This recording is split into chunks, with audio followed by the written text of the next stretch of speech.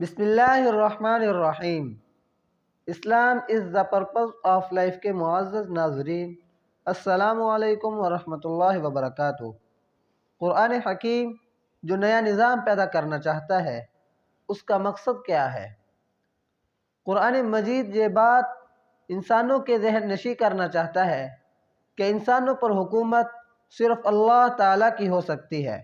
दूसरे लफ्ज़ों में वो कैसरियत और कसरोइयत यानी शहनशाहियत और चंद आदमियों की हुकूमत को तोड़कर उनकी जगह ऐसी हुकूमत पैदा करना चाहता है जिसका मरकज़ और महवर क़ुरआन ही का कानून हो, और इसके सिवा वो किसी कानून के माने जाने को बर्दाश्त नहीं करता।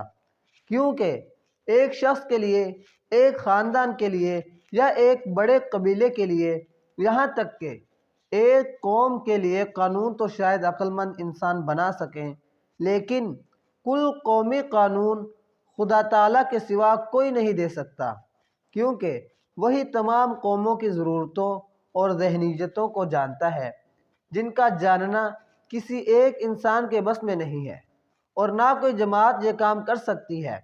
बस इस बैनुल अक़वामी कानून का नौ इंसानी में चलना ज़रूरी है ताकि नौ इंसानी अपनी तभी रफ्तार पर तरक्की करती रहे।